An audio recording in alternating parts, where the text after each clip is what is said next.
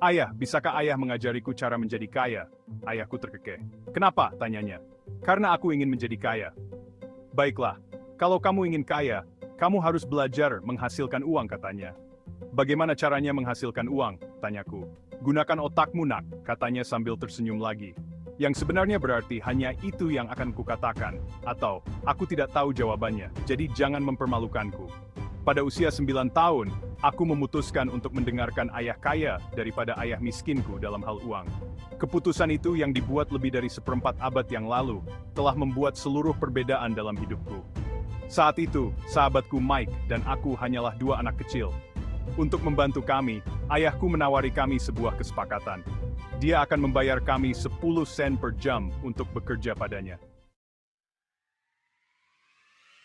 Kebanyakan orang tidak pernah menyadari bahwa dalam hidup, kamu bekerja untuk uang, atau bekerja untuk pengetahuan. Jika kamu orang miskin atau kelas menengah, kamu telah dilatih sejak usia dini untuk bekerja demi uang. Itu adalah keahlian utamamu. Orang kaya, di sisi lain, belajar untuk membuat uang bekerja untuk mereka. Mereka memahami kekuatan aset yang menghasilkan pendapatan, seperti bisnis, properti, dan aset kertas. Inilah literasi keuangan dalam tindakan. Misalnya, ketika aku masih kecil, ayah kayaku mengajariku untuk membeli aset, bukan liabilitas. Aset adalah sesuatu yang memasukkan uang ke dalam sakumu, sementara liabilitas mengeluarkan uang. Sejarah pajak penting untuk memahami mengapa orang kaya berpikir seperti itu tentang uang. Kenyataannya adalah orang kaya tidak membayar pajak. Ini bukan karena mereka mencurangi sistem, tetapi karena mereka telah menyusun keuangan mereka dengan cara yang meminimalkan beban pajak mereka secara legal.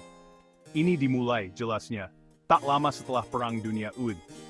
Pemerintah, dalam kebijaksanaan tak terbatasnya, memutuskan untuk mengenakan pajak atas pendapatan perusahaan pada tingkat yang lebih tinggi daripada pendapatan individu.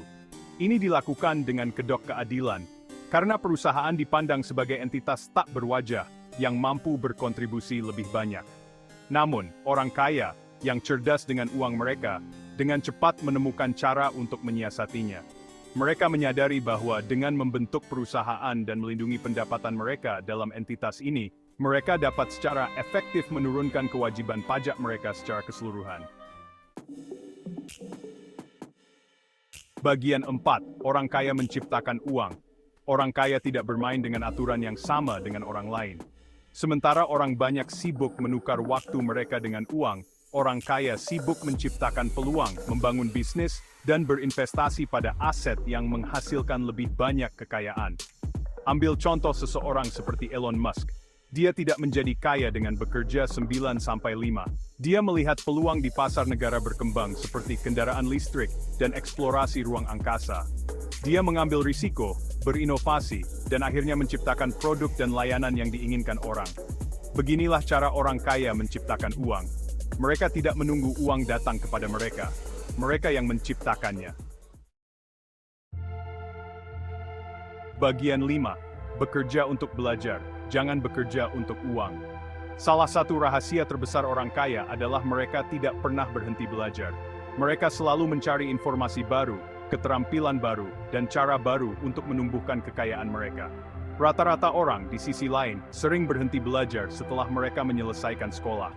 Mereka mendapatkan pekerjaan, menetap dalam rutinitas, dan berhenti menantang diri mereka sendiri untuk tumbuh. Ini adalah resep untuk stagnasi keuangan. Jika kamu ingin menjadi kaya, kamu perlu menumbuhkan rasa haus akan pengetahuan. Bacalah buku, hadiri seminar, dan kelilingi dirimu dengan orang-orang yang lebih pintar darimu. Bagian 6, masih ingin lebih? Saatnya mengubah pola pikirmu. Berhentilah berpikir seperti karyawan dan mulailah berpikir seperti pengusaha. Carilah peluang untuk menambah nilai bagi dunia, dan uang akan mengikuti. Inilah inti dari bagaimana orang kaya mengelola uang mereka. Ini bukan tentang berhemat atau menggunting kupon. Ini tentang menciptakan kekayaan, membangun aset, dan membuat uangmu bekerja untukmu. Ingat, literasi keuangan bukanlah kemewahan. Itu adalah kebutuhan.